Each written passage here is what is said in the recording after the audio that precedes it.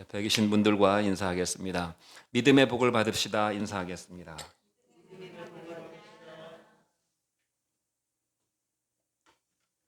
주님은 예배하는 자를 찾으신다고 그랬습니다. 사모하는 마음으로 하나님 앞에 여러분의 마음 중심을 드리고 여러분의 시간과 몸을 드리고 여러분의 전인격을 드릴 때 주께서 믿음의 복을 주시고 또 우리의 삶에 필요한 모든 분복들을 주실 줄로 믿습니다. 오늘은 기회가 복이 되는 인생이라는 말씀의 제목으로 말씀을 같이 듣도록 하겠습니다. 우리가 구약 성경을 쭉 열왕기 상을 다루고 있는데 역사 공부를 잠깐 다시 한번 하겠습니다. 남과 북이 솔로몬 왕의 아들 르호보암 왕 때 갈라져서 북쪽은 여로보암이라고 하는 사람이 왕이 되었고 여로보암의 아들 나답이 그 왕위를 계승했고 쿠데타가 일어나서 그 가족이 다 도륙을 당해서 새로운 왕인 바사가 왕이 되었고 바사의 왕의 아들인 엘라가 왕이 되었고 또 그것도 2대 만에 그 씨가 다 마르게 되는 쿠데타가 다시 일어나가지고 그 군대 장관이었던 시므리가 또 정권을 잡았는데 이 사람은 7일밖에 못 갔다고 그랬습니다. 시므리를 또 오므리라고 하는 사람이 정변을 일으켜가지고 권력을 잡았는데 성경에 보니까 권력을 완전히 잡지 못하고 2명의 군대 지휘관이 권력을 양분해서 서로 권력 투쟁을 하다가 오므리가 그 다른 그 권력자를 이기고 결국 오므리 왕조를 세우게 되었다는 내용입니다. 오므리 왕조는 굉장히 오래 갑니다. 40년 이상 아주 긴 그 아들 이제 아합 왕 때는 그 오므리 왕조의 악명을 떨치게 되는 그런 사건들이 계속 일어나게 되죠. 자, 그럼 열왕기상 16장 25절 말씀 먼저 한번 같이 읽어보겠습니다. 16장 25절 열왕기상 16장 25절이죠. 같이 한번 읽어보겠습니다. 시작. 오므리가 여호와 보시기에 악을 행하되 그 전에 모든 사람보다 더욱 악하게 행했다. 뒤에 보면 또 아합 오므리의 아들인 아합 왕이 나오지요. 거기도 보면 아합 왕을 소개할 때 이 아합도 여로보암의 길을 행했는데 이전의 모든 사람보다 더 아주 못된 왕으로 못되게 악을 행하는 그런 왕으로 묘사가 되어 있습니다. 성경이 그냥 그 사람에 관한 그 사람의 일생 동안 이룬 일들을 평가하는데 하나님 보시기에 이전 사람보다 훨씬 더 악한 왕이었다. 그 다음에 그 아들 아합은 그 이전보다 더 악한 왕이었다. 이런 식으로 성경이 그들을 소개하고 있습니다. 그 이전의 모든 사람보다 더욱 악을 행했다 하는 말씀을 들을 때 악은 내버려 두면 점점 한 개인에게도 악이 점점 눈덩이처럼 불어나가지고 악이 더 이전보다 더 왕성하게 되고 기승을 부리게 되는 것을 볼 수 있습니다. 왜 그런가 하면 개개인도 그러하고 그다음에 사회를 이루어 살아가는 공동체도 그러하고 악이 만연되게 되면 악의 감각이 무뎌지게 되고 또 악은 사람을 중독시키는 그런 아주 그 마력이 있기 때문에 그 악이라고 하는 것에 중독이 돼가지고 이제는 10의 악, 20의 악을 통해서 내가 만족을 얻고 기쁨을 얻었는데 이제는 10이나 20으로 안 되고 50, 100을 해야만 그 악을 저지르는 쾌락을 맛볼 수 있기 때문에 악이 점점 기승을 부리게 되고 더 악해진다 하는 것입니다. 오늘 이 아합과 그 다음에 오므리를 통해서 우리가 한 4-5가지 교훈을 받으려고 하는데요. 첫 번째, 모든 부귀 영화는 하나님께서 주시는 기회입니다. 한번 따라해 보겠습니다. 모든 부귀 영화는 하나님께서 주시는 기회입니다. 자, 오므리 왕조는 길게 갔다고 그랬죠. 40년 이상 권력을 유지하게 됩니다. 모든 권세와 모든 권력과 모든 왕과 그 왕조들은 다 하나님으로부터 온 것입니다. 그것이 선한 권력이든 악한 권력이든 모든 권력, 모든 권세, 모든 왕권, 왕조들은 다 하늘에서 난 것이라 하는 말입니다. 하나님이 직접 주신 권력도 있고 하나님이 직접 주신 권력은 아니지만 그들이 그런 권력을 얻도록 하나님이 허용하신 그런 권력도 있습니다. 어쨌든 직접 주셨든지 간에 아니면 하나님이 허락하셨든지 간에 모든 권력은 다 하나님으로부터 온 것이다. 예를 들어 볼까요? 여러분, 왕이 아무나 됩니까? 왕이 시험 봐가지고 시험 1등한 사람이 왕 됩니까? 왕은 아무나 되는 것이 아닙니다. 누가 왕이 될지 알 수가 없어요. 그 사람이 뭐 엄청 똑똑하고 그 사람이 머리가 엄청 비상해서 왕이 되는 것도 아니에요. 왕 된다고 막 어려서부터 왕 공부를 해가지고 되는 것도 아닙니다. 그러니까 왕은 하늘이 내는 것이란 말입니다. 하늘이. 하나님이 왕이 되라고 지명하셨다 그 말입니다.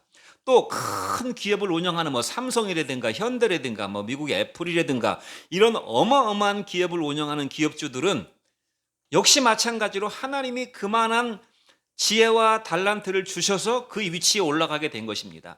월급쟁이가 평생 막 꼬박꼬박 절약하고 모은다고 기업가가 되는 것이 아니에요. 그 사람이 그렇게 어마어마한 수천억 수조 원의 돈을 버는 것은 그 사람의 수완으로만 되는 것이 아니라 이 말입니다. 여러 가지 정황과 여러 가지 어떤 이런 그 바둑으로 치면 아다리가 잘 맞아 떨어져 가지고 그런 엄청난 대박이 나게 되는 것이죠. 그러니까 이 어마어마한 기업가도 다 재벌도 하늘이 내는 것이라는 것입니다. 여러분, 그다음에 세계적으로 뛰어난 학자들이 있습니다. 뛰어난 학자들이 있잖아요. 그러한 학자들이 학문을 할 수 있는 지혜도 하나님이 주시는 것입니다. 보통 사람, 우리 같은 사람이 아무리 드립하고 공부한다고 해서 제가 아인슈타인 같은 사람이 될 수가 없어요. 여러분도 마찬가지일 것입니다. 여러분이 밤잠 안 자고 아무리 열심히 공부해도 천재가 될 수는 없습니다. 천재적인 과학자들이 될 수는 없어요. 그들이 노력으로 얻어낸 것이 아니라 천부적으로 하나님이 그들에게 그러한 재능과 지혜와 달란트를 주셨다는 것입니다. 예능 스타도 마찬가지고 예술가도 마찬가지예요. 그림 잘 그리는 사람, 저기 저 최후의 만찬을 그린 미켈란젤로의 그림을 한번 보세요. 우리 같은 사람은 아무리 흉내내도 그릴 수가 없어요. 미술학은 아무리 고액과외를 해도 못 그립니다. 참 미술을, 그림을 그리고 그다음에 악기를 연주하는 사람들 보면은 참 저거는 그냥 타고난 거다. 타고났다는 것을 알 수가 있어요. 보통 사람이 하는 거랑은 차원이 다름. 그다음에 스포츠도 마찬가지지요. 조기 축구에 가서 아무리 축구 연습을 해도 프로 축구 선수가 될 수는 없어요. 그와 같은 재능을 타고나야 되는 것이라 이 말입니다. 모든 것들, 모든 달란트, 모든 이런 재능들은 다 하나님이 주신 기프트, 선물이고 그야말로 달란트란 말이 달란트. 그러면 하나님께서 왜 주셨는가? 하나님은 그냥 맥없이 주시는 분이 아닙니다. 그냥 괜히 주시는 분이 아닙니다. 하나님이 주시는 것, 하나님이 하시는 것은 다 목적이 있어요. 목적이. 하나님이 왜 주셨는가? 그냥 우리가 쉽게 이해할 수 있죠. 선한 일을 하라고 주신 것입니다. 선한 일을 하라고. 그 다음에 큰 일을 하라고 주신 것입니다. 더 많은 큰 일을 하라고 더 많은 큰 재능을 주셨고, 큰 재능은 아니라 어중간한 재능이면 어중간한 일에도 열심히 하라고 주시는 것입니다. 그래서 많은 사람들에게 좋은 영향력을 미치라고 하나님이 주셨다는 사실을 기억해야 됩니다. 궁극적으로는 무엇인가 하면 하나님의 영광을 드러내라고, 하나님의 영광을 드러내라고 모든 재능과 달란트를 주시는 것입니다. 만약 그렇지 못하면 하나님이 아무리 큰 달란트를 주고 아무리 큰 재능을 주고 아무리 큰 권력을 주고 왕시켜주고 재벌이 되게 해주시고 어마어마한 무슨 음악가나 미술가가 되게 해주셨다 할지라도 하나님의 영광을 드러내는데 실패하게 되면, 즉 하나님이 주신 그 목적에 부합되지 못하면 그 자체가 재앙이고 그 자체가 저주인 것입니다.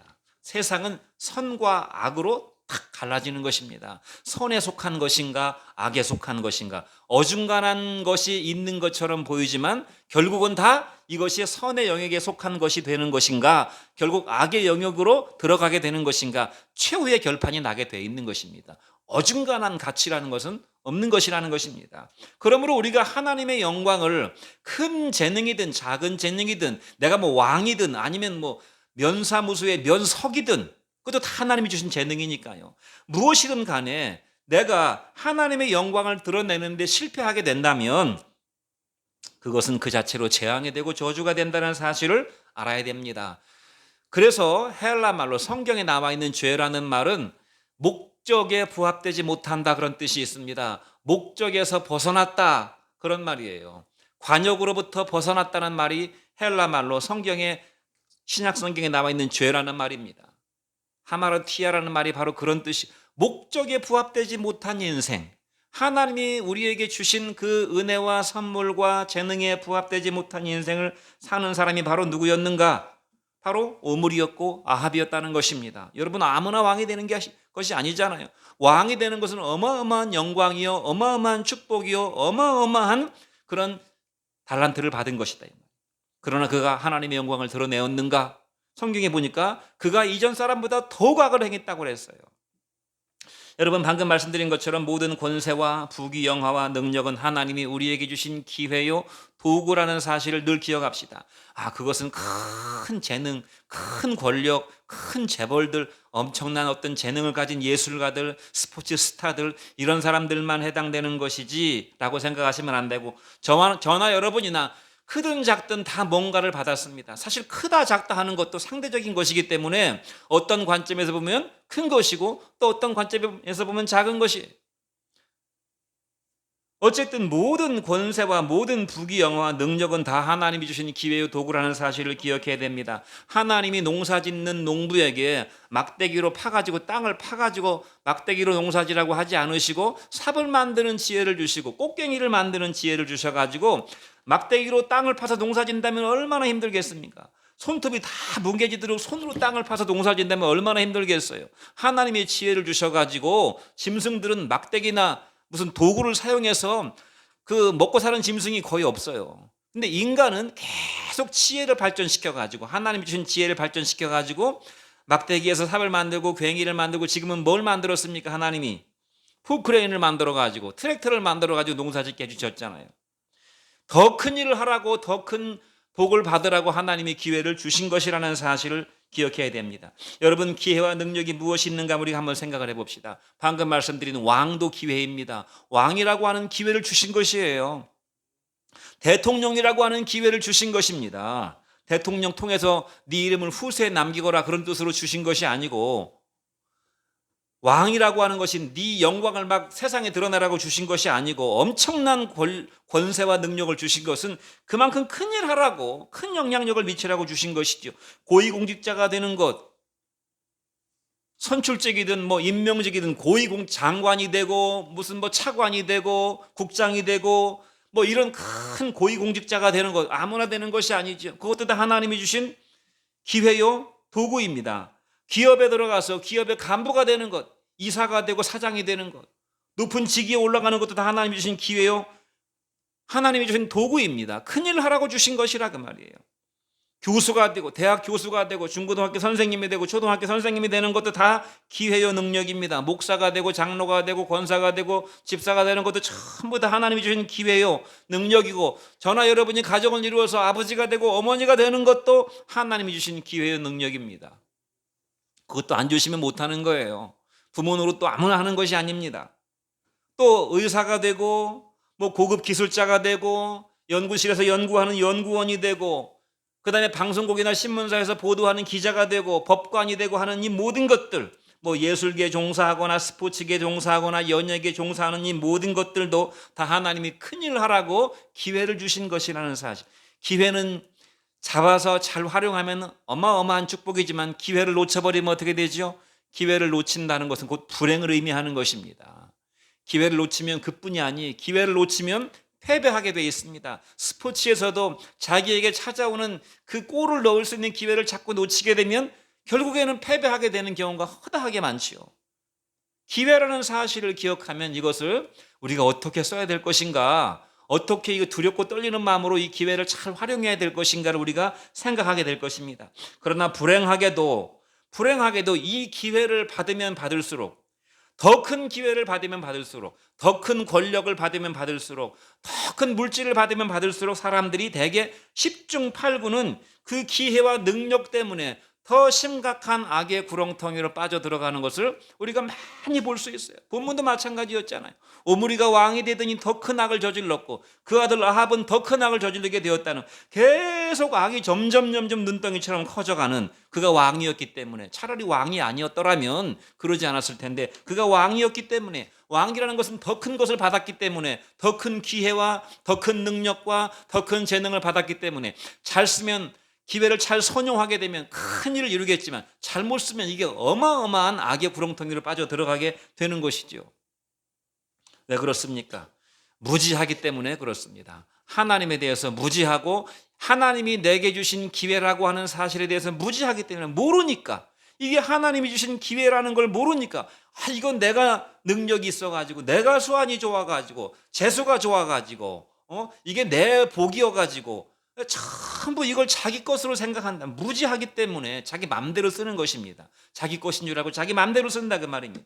또 한 가지는 차라리 없었더라면, 차라리 권력이 높은 권력이 아니고 많은 재물이 아니고 높은 지위가 아니었더라면 차라리 겸손하게 소박하게 살았을 텐데, 너무나 많은 것들이 주어지다 보니까 마음이 교만해져 가지고 탐욕을 부리고 정욕에 빠져 가지고 불행하게 된다는 말입니다.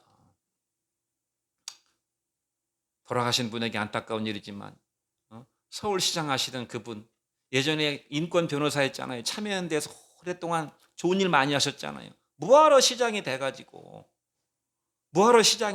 시장이 되니까 막 어마어마한 권력이잖아. 이 서울시장이라는 권력이. 저는 그 100분의 1도 모르겠지만 비서에다 막 승용차에다 막그 아부하는 사람이 또 주변에 얼마나 많이 있습니까? 막 여비서가 시종 들지요.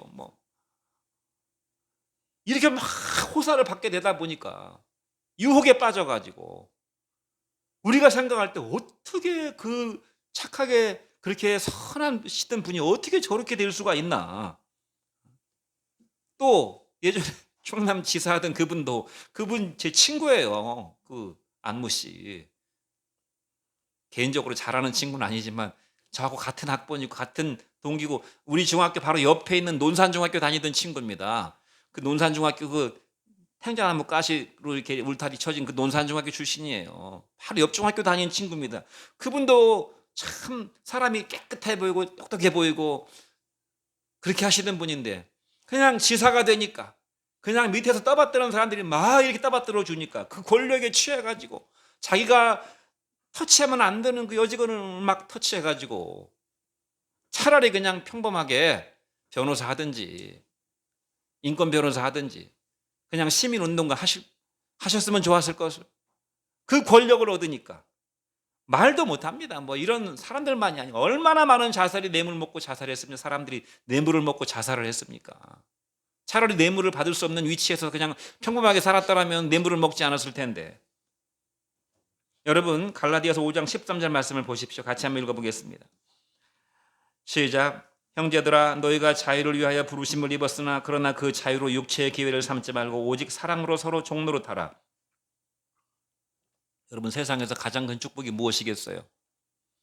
자유죠, 자유. 내 마음대로 결정할 수 있는 그런 선택권, 그 능력, 그 지혜, 그것이 자유입니다. 자유를 행사한다는 것은 지혜를 갖고 있다는 말이에요. 판단할 줄 안다, 그 말입니다. 판단할 줄 안다는 말이. 그러니까 거의 하나님의 형상과 같은 그러한 축복이 바로 자유의지예요. 자유의지. 하나님이 우리에게 그런 자유의지를 주셨습니다. 이렇게 큰 자유를 주님께서 우리가 훼손했는데, 그 자유를 잘못 써가지고 우리가 범죄했는데, 선을 행하고 하나님을 기쁘게 하는데 그 자유를 써야 되는데 오히려 악을 행하고 멸망으로 가는 선택을 해가지고 우리가 자유를 잘못 썼는데, 그 훼손돼 버린 자유를 주님께서 다시금 우리에게 예수 그리스도를 통해서 다시금 자유를 주셨어요. 죄로부터 자유한 자유, 선을 행하고 하나님을 기쁘시게 할 수 있는 그런 자유를 주셨단 말입니다. 그래서 성경이 뭐라고 말씀합니까? 너희가 자유를 위해서 부르심을 얻었다. 하나님은 우리의 자유의지로 하나님을 기쁘시게 하기를 원하시는 것입니다. 하나님을 선택하기를 원하시는 것입니다. 하나님 섬기는 건 싫은데 지옥 간다고 그러니까 내 지옥 가는 건 할 수 없이 그냥 어거지로 섬기는 걸 하나님 원치 않아요. 그래서 지옥 가기 싫어서 하나님 믿는 것은 믿음이 참된 믿음이라고 말할 수가 없는 것입니다. 참된 믿음은 하나님을 알고 하나님을 사랑하고 하나님이 최고의 가치이기 때문에 내가 세상 모든 것들을 다 잃어버려도 내 자유의지로, 누구 눈치 봐서가 아니고 누가 겁을 주니까가 아니고 내 자유의지로 하나님을 선택하는 것이 믿음입니다. 그러한 자유를 하나님이 우리에게 주셨는데 이것마저 또 자유를 왜곡시키고 자유를 오용해가지고 그 자유로 또다시 육체의 기회를 삼는 사람들이 있었다는 말이에요. 우선 먹기는 꽃감이 달다고 당장 그 자유를 자기 쾌락을 위해 쓰면 좋으니까. 그래서 성경이 뭐라고 말씀해서, 그러나 그 자유로 육체의 기회를 삼지 말라. 그 자유로 또다시 너희 욕망을 채우고 너희 영광을 나타내고 너희 만족을 위한 수단으로 그 자유를 쓰지 말라. 그렇게 말씀하고 있어요. 얼마나 많은 사람들이 자기에게 주신 하나님의 그 지위, 하나님이 주신 그 권력, 하나님이 주신 그 축복, 지위나 권력이나 정보를 이용해서 육체의 기회로 삼습니까? 청와대에 들어가더니, 고위공직에 올라가더니, LH에 입사하더니, 아무나 들어갈 수 없는 신의 직장인 LH에 들어가더니 거기서 얻은 정보를 가지고 땅을 사놓고 다 사놓고서 부동산값 폭등하니까 어마어마한 폭리를 취하려고. 차라리 그 정보를 모르는 사람이면 차라리 그런 짓은 안 저질렀을 텐데요. 차라리 청와대 비서관으로 안 들어갔더라면.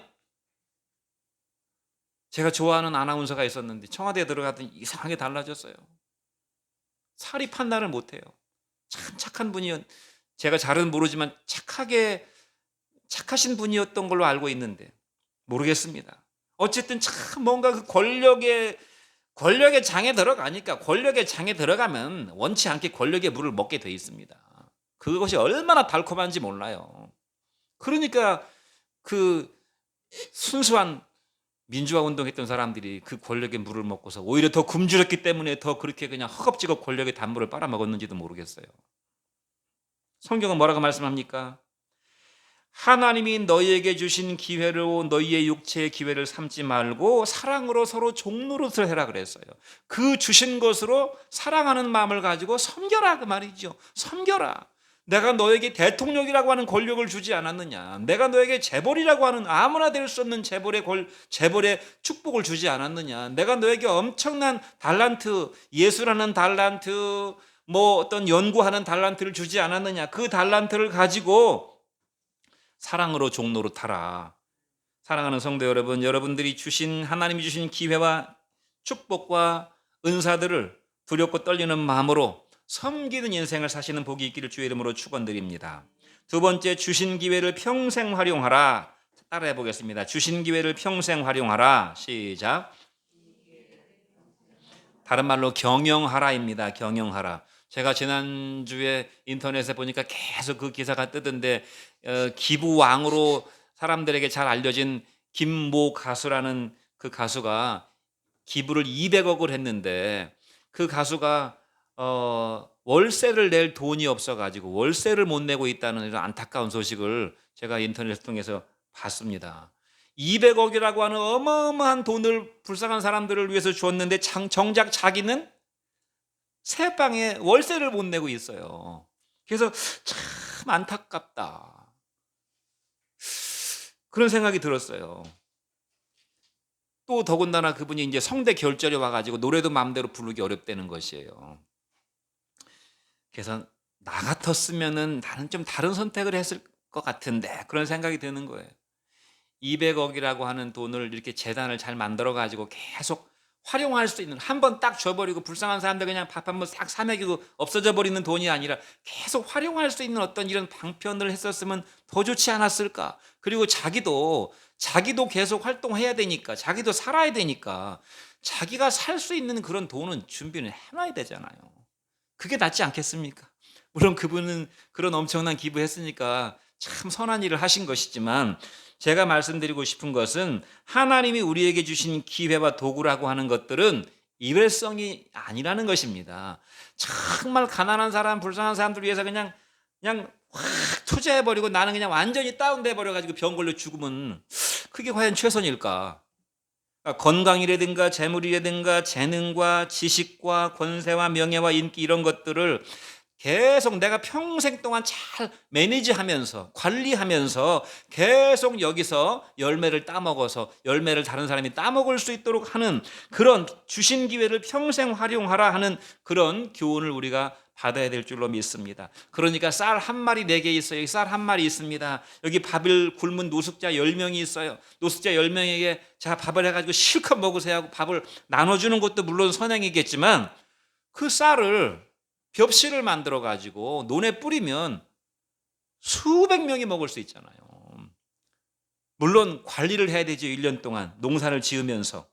저는 차라리 하나님이 그런 선행을 원하신다 이렇게 보는 것입니다. 계속해서 선행하고 계속해서 구제할 수 있는 그러한 지속 가능한 계속 기회를 활용할 수 있는 그런 인생 경영을 하라는 것입니다. 전 재산을 다 한꺼번에 사회에 환원하는 것보다는 재산을 활용해서 지속적으로 구제하고 지속적으로 선교하고 지속적으로 장학금을 주고 지속적으로 착한 일을 하는, 제가 안타까운 소식 중에 하나가 나한테 돈이 한 100억이나 200억쯤 있으면 얼마나 좋을까 그런 생각을 몇 달 전에 오랫동안 한 적이 있습니다. 왜 그런가 하면 우리나라의 고아원에 고아들이 많이 있잖아요. 이 고아들이 만 18세인가 19세가 되면 고아원을 떠나야 된답니다. 그러면 천의 고아인데 부모 자식 피부치가 하나 없는 고아인데 19 먹은 우리 이삭이보다 조금 더 먹은 애가 고등학교 졸업하면 이제 고아원을 나와야 되는 거예요. 돈 300만 원 준다는 것입니다. 300만 원 주어주고서 이 300만 원 가지고 어디서 뭘 하냐. 그러니까 자기들끼리 모여가지고 그냥 지하방에서 살고 하다가 뭐 아무것도 가진 것도 없고 피부치도 없고 하니까 그냥 그렇게 살다가 자살하는 사람이 그렇게 많다는 거예요. 이 젊은 청년들이 그들을 보호해 줄 곳이 없어가지고 그래서 한 100억이나 200억쯤 있으면 기숙사 한 동 져가지고 이렇게 방을 막 수십 개 만들어가지고 막 거기 한 2층 침대 딱 넣어줘가지고 한 4명씩 적어도 그 주거 걱정은 없도록 한 4년 5년 동안 살 수 있도록 다 이렇게 해주면서 이렇게 해주면 얼마나 좋을까. 그러면 거기에 뭐 수백 명 살 수 있지 않겠습니까? 그 대신 니네 집 생활하는 이 생활비는 니네가 벌어서 써라. 젊으니까 어디 가서 알바하든지 해가지고 뭐 여럿이 모여서 또 내면 뭐 집세는 낼 필요가 없으니까 난방비라든가 전기요금은 니네가 해라. 또 제가 도와줄 수 있으면 제가 해주면 더 좋고. 그러니까 우리가 착한 일을 하려고 마음 먹으면 이렇게 계속 도와줄 수 있는 그런 일들이 평생 기회를 활용할 수 있는 그런 선행을 하시는 여러분 되시라 하는 것입니다. 기회라고 해가지고 한번 쓰고 마는 기회가 아니고. 그 다음에 세 번째, 주님이 주신 분복도 누려라 하는 것입니다. 세상 부귀영화도 우리가 기독교인으로서 내가 이렇게 이런 걸 먹어도 되나? 내가 이렇게 좋은 집에 살아도 되나? 내가 이렇게 좋은 차를 타도 되나? 타도 되고 먹어도 되고 살아도 됩니다. 주님을 섬기는 사람이라고 항상 그냥 딱 오늘 먹을 것만 준비해 놓고 살고 옷도 그냥 봄, 여름, 가을, 겨울 딱 한 벌씩만 입고 살아야 되는 법은 없는 것이에요. 하나님은 우리에게 너도 복을 받고 누리라고 복을 주시는 것입니다. 내 자신과 내 가족과 내 주변의 친지들과 좋은 관계를 맺고 그들과 함께 하나님이 주신 복을 받아서 하나님 앞에 누리라고 하는 것입니다. 왜냐? 그런 것들을 통해서 우리가 주를 위해 살 수 있는 재충전의 에너지를 얻을 수가 있기 때문에 그런 것입니다. 가족끼리 맛있는 밥을 왜 먹습니까? 가족끼리 맛있는 밥을 먹으면 세상 이 험악한 환란 풍파를 이겨낼 수 있는 에너지를 서로 충전받을 수가 있는 것입니다. 그냥 배부르기 위해서 먹는 것이 아니라 같이 좋은 걸 나누는 것은 그만한 행복감을 맛보고 좋은 추억을 가지고 좋은 에너지를 공급받을 수 있기 때문에 하나님은 그런 것들을 기뻐하신다는 것이에요. 시편 128편 1절로 6절 말씀이 다 읽을 수가 없고 한번 집에 가서 읽어보시기 바랍니다. 시편 128편 1절로 6절 김이삭 시편 128편 1절로 6절을 보여주세요. 자, 같이 한번 읽어보겠습니다. 여호와를 경외하며 그의 길을 걷는 자마다 복이 있도다. 내가 내 손이 수고한 대로 먹을 것이라 내가 복되고 형통하리로다. 내 집 안방에 있는 내 아내는 결실한 포도나무 같으며 내 식탁에 둘러앉은 자식들은 어린 감람나무 같으리로다. 여호와를 경외하는 자는 다 이같이 복을 얻으리로다. 여호와께서 시온에서 내게 복을 주실지어다. 너는 평생에 예루살렘의 번영을 보며 내 자식의 자식을 볼지어다. 이스라엘에게 평강이 있을.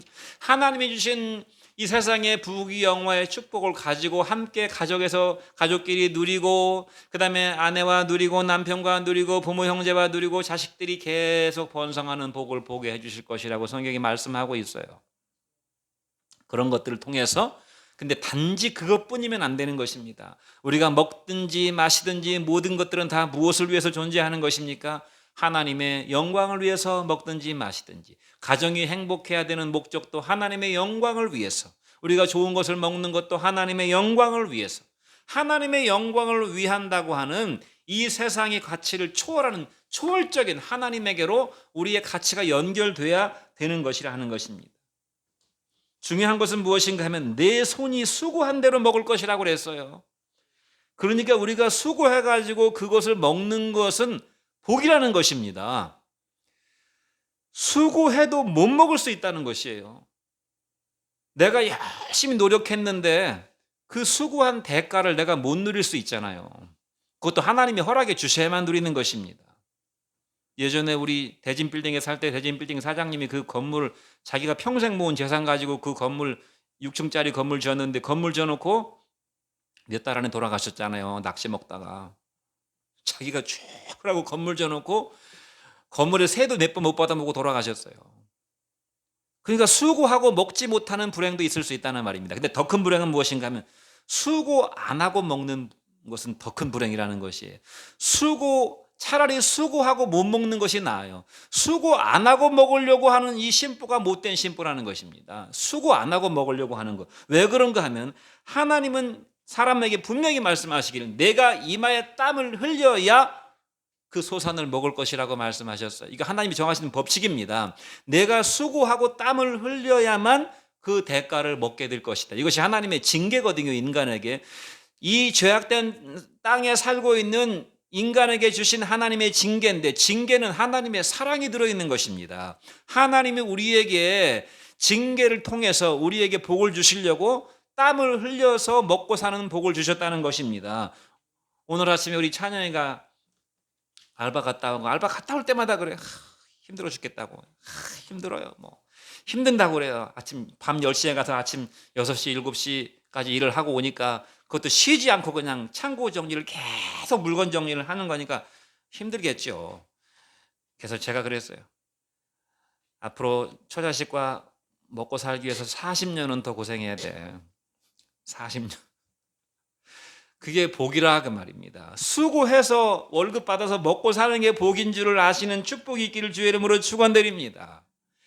내가 이렇게 일을 했더니 하나님이 열매를 주셨구나. 그런 의식을 가지고 직장에 다니시고 일을 하시면 덜 스트레스 받지 않으실까. 이 세상에 일을 하고도 그 복을 받지 못하는 사람도 있고 일 안 하고 편하게 놀고 먹는 사람도 수없이 많은데 그게 다 하나님 앞에 불행이고 저주인데 나는 이 일을 해서 이 대가를, 이 복을 받으니 얼마나 큰 불행인가 하는 그런 믿음을 가지신 여러분 되시기를 바랍니다. 네 번째는 기회를 활용하지 못하면 그것이 저주고 불행이라고 그랬습니다. 여러분 사울왕을 보십시오. 사울왕도 왕이 되었잖아요.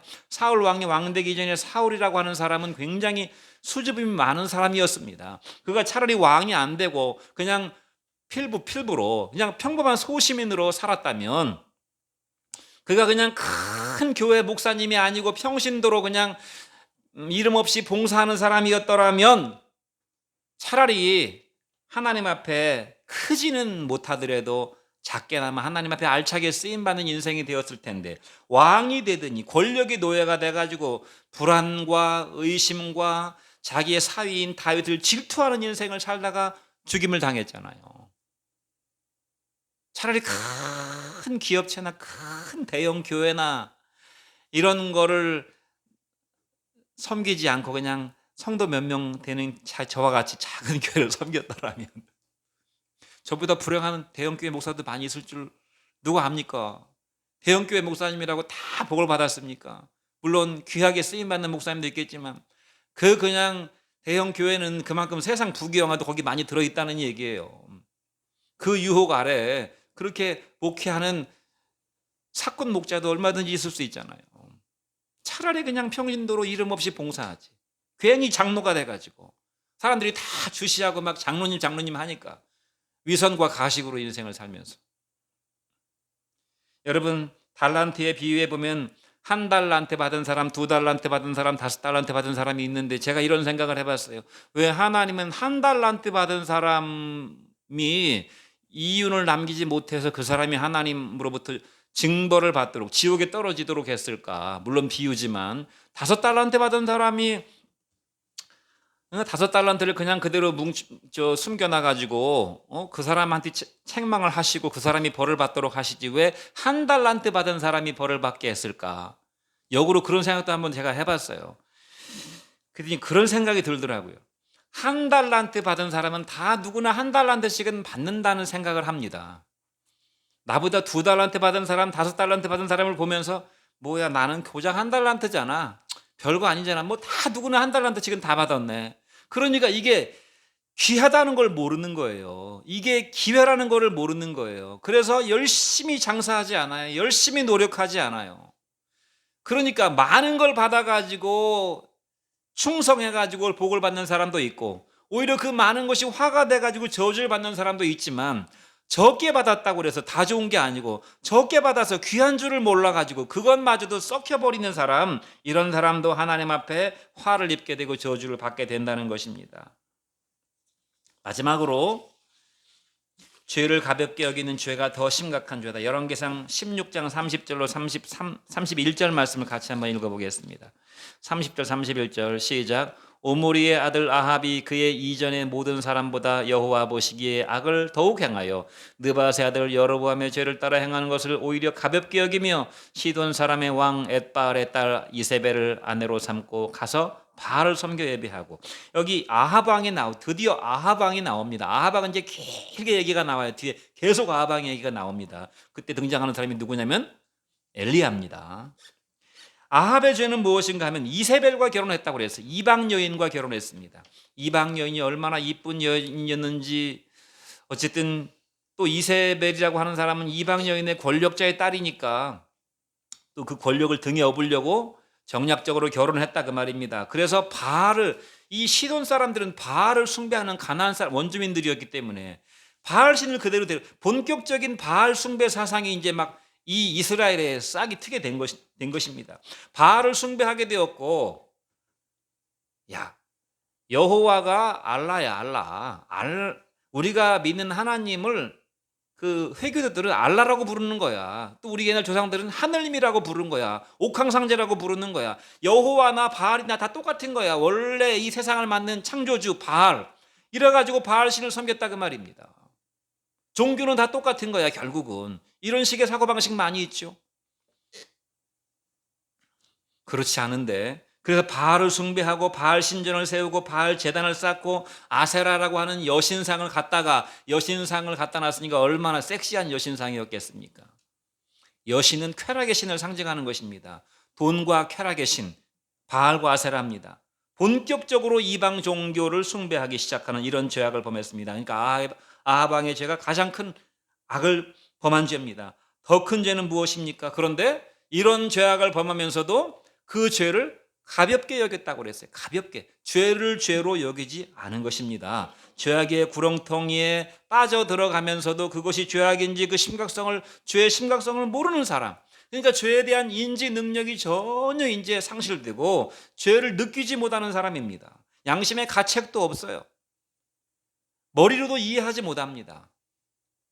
마귀의 종이 돼가지고 절망이고 멸망입니다.